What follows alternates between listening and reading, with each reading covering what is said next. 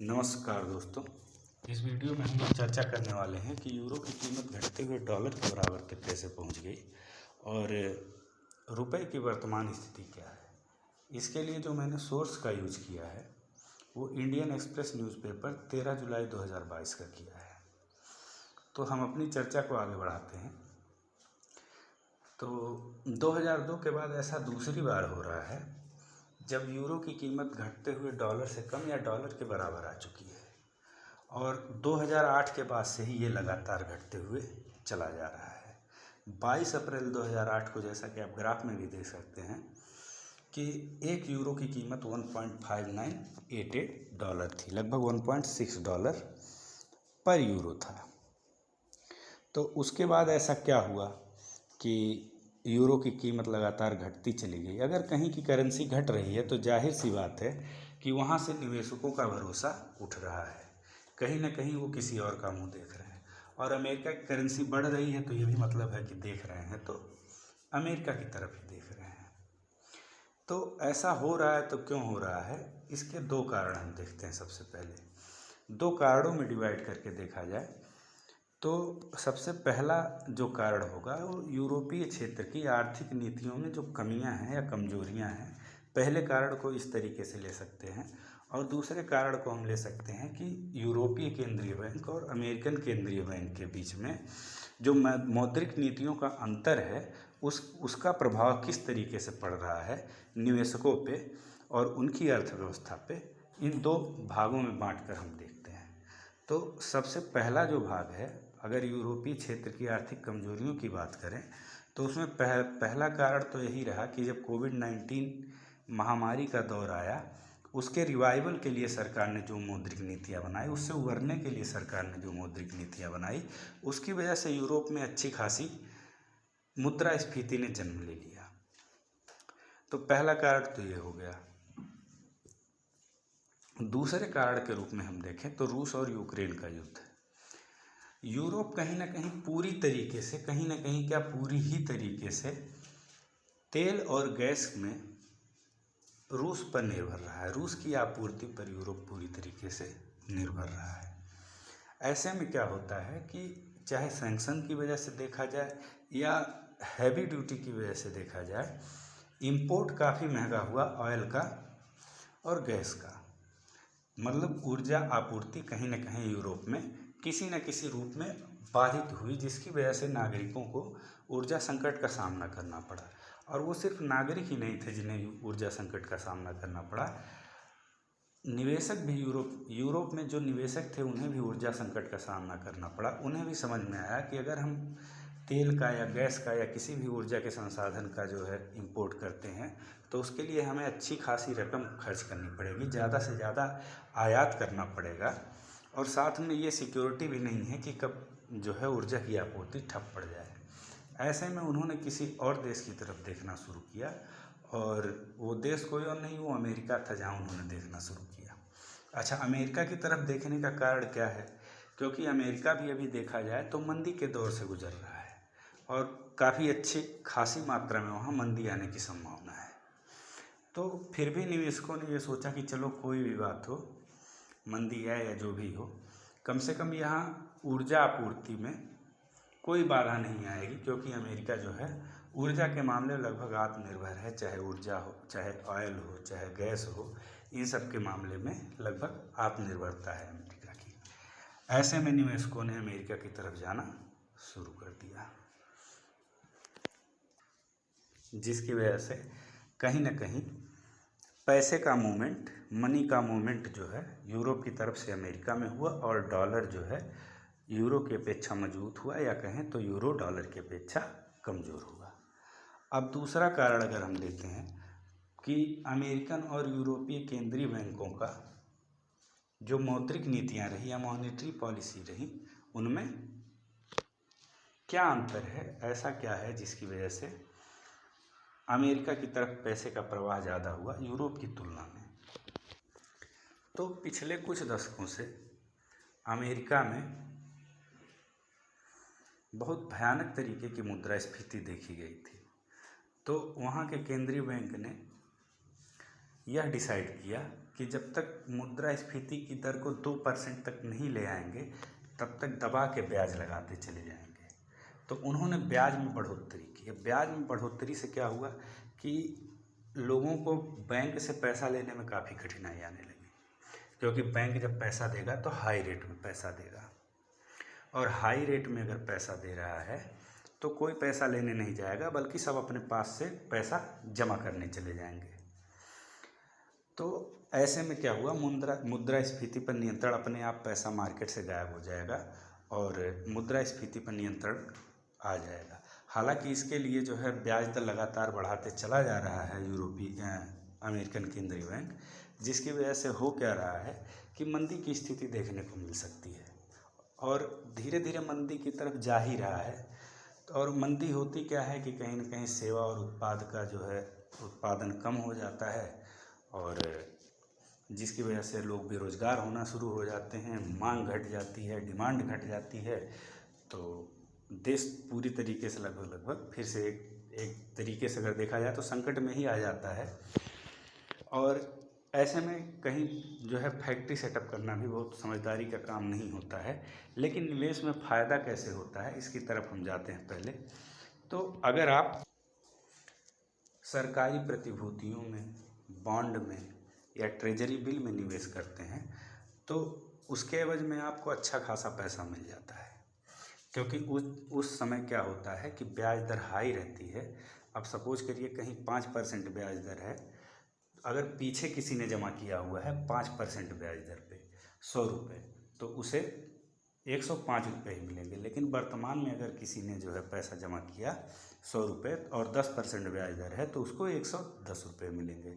तो कहीं ना कहीं निवेश करने से सरकारी प्रतिभूतियाँ हो गई, बॉन्ड हो गए या ट्रेजरी बिल हो गई, इनमें निवेश करने से निवेशकों को अच्छा खासा रिटर्न मिलने की संभावना थी। तो इस वजह से भी क्या हुआ कि पैसे का फ्लो यूरोप की तरफ से अमेरिका में हुआ। भले ही वहाँ मंदी आए, लेकिन निवेशकों को अच्छा खासा फ़ायदा होगा, क्योंकि ब्याज दरें काफ़ी ऊंची हैं। अच्छा, अब यूरोपियन बैंक के साथ क्या था, यूरोपियन सेंट्रल बैंक ने क्या किया, ये कुछ नहीं, ये जड़ बने रहे, इन्होंने कुछ नहीं किया। हालांकि अगर मुद्रास्फीति पर अगर ये लोग नियंत्रण रख लेते, मुद्रास्फीति पर नियंत्रण रख लेते, और रखते कैसे, ब्याज दरें बढ़ाकर, तो इनकी अर्थव्यवस्था फिर से पटरी पर आ सकती थी। लेकिन इन्होंने क्या किया, ये जड़वत बने रहे, इन्होंने ना मुद्रास्फीति पर नियंत्रण रखने के लिए ब्याज दरें बढ़ाई, ना कुछ किया। तो ऐसी कंडीशन में क्या हुआ, वहाँ से फिर निवेशक भाग के यहाँ इन्वेस्ट करने आ गए, क्योंकि यहाँ के इन्वेस्टमेंट पे उन्हें अच्छा खासा रिटर्न मिल रहा था। तो ये रहा मॉनेटरी पॉलिसी का दूसरा डिफरेंस, जिसकी वजह से यूरोप से पैसे का प्रवाह अमेरिका की तरफ हुआ। अब हम आते हैं कि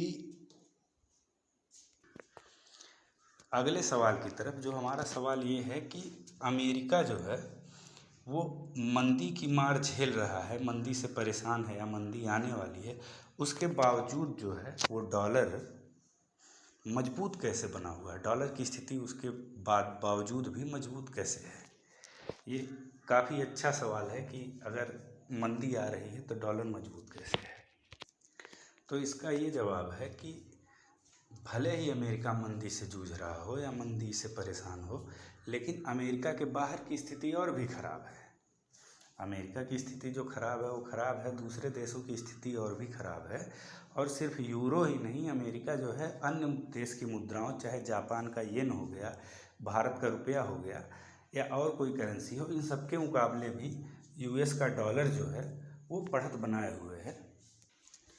और इन सब में सबसे मज़े की बात यह है कि अगर डॉलर का किसी भी करेंसी ने सबसे ज़्यादा प्रतिरोध किया है, सबकी कंडीशन डॉलर के मुकाबले गिरती चली जा रही है, क्योंकि सबकी कंडीशन अमेरिका से कहीं ना कहीं ख़राब ही है, नीचे ही है। अब इसमें मज़े की बात यह है कि अगर सबसे कड़ा मुकाबला किसी ने किया है घटने में डॉलर के मुकाबले, तो भारत का रुपया है। भारत के रुपये ने सबसे तगड़ा प्रतिरोध किया है अमेरिकन रुपये का, अमेरिकन डॉलर का। तो जो घटने का जो रेट है वो भारत के रुपये का वो काफ़ी कम है। और इनफैक्ट 2022 की शुरुआत के बाद से बहुत तेज़ी से भारत ने प्रतिरोध किया है, मतलब हम घटेंगे नहीं कुछ भी हो जाए। तो शुरुआत में जहां अगर देखा जाए यूरोपियन करेंसी जो है यूरो का 1 यूरो मतलब 1 यूरो बराबर 90 रुपये होते थे भारत के। लेकिन वर्तमान स्थिति क्या है कि 1 यूरो बराबर 80 रुपया हो चुका है भारत का। तो कहीं ना कहीं यूरो के मुकाबले भारत जो है 10 रुपये की बढ़ोतरी प्राप्त किया है। जहाँ पहले 90 रुपये था वहाँ अभी 80 रुपये हो चुका है 1 यूरो के बराबर। अब सवाल ये उठता है कि क्या अगर यूरो गिर रहा है, यूरो की कीमत गिर रही है, तो क्या ये रुपए की बढ़ोतरी में जो है वो कुछ मददगार होगी? क्या अगर यूरो की कीमत गिर रही है तो रुपया जो है वो अच्छी पोजीशन में पहुंचेगा? तो इसमें एक जवाब तो ये है कि भाई देखो, अगर रुपया मजबूत है यूरो के मुकाबले, तो जाहिर सी बात है अगर आप यूरोप में छुट्टियां मनाना चाहते हैं, घूमने जाना चाहते हैं, हनीमून जाना चाहते हैं, कुछ भी करना चाहते हैं, यूरोप में जाके करना चाहते हैं, तो उसके लिए जो है वो आप इस समय काफ़ी सस्ता माहौल है। अगर जनवरी के शुरुआत में जाते तो आपको 1 यूरो के लिए 90 रुपये देने पड़ते, लेकिन इस समय 80 ही देने पड़ेंगे।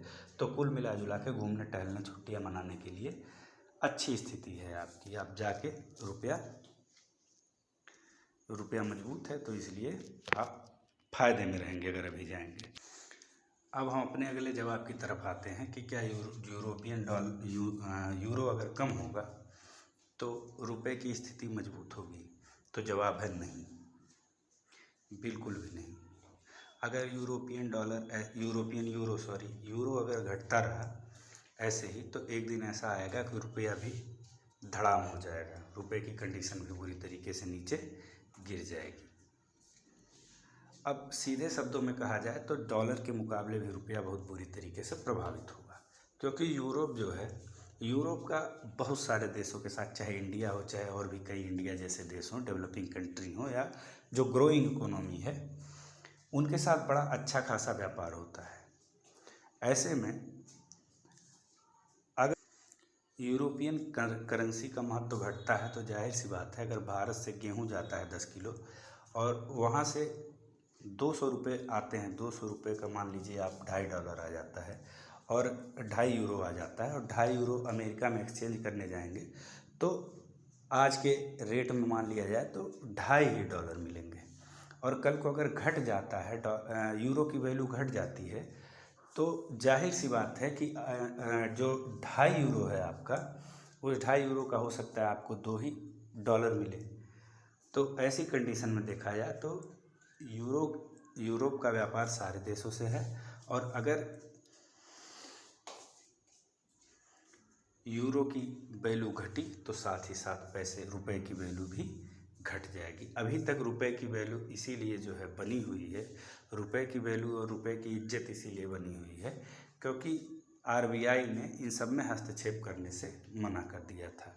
तो आरबीआई ने कहीं ना कहीं रुपए की साख बचा के रखी हुई थी, जिसकी वजह से अभी तक रुपए की जो है वैल्यू अच्छी खासी बनी हुई है। लेकिन आगे आने वाले समय में अगर यूरो की कीमत घटी तो रुपए की कीमत भी घटनी तय है।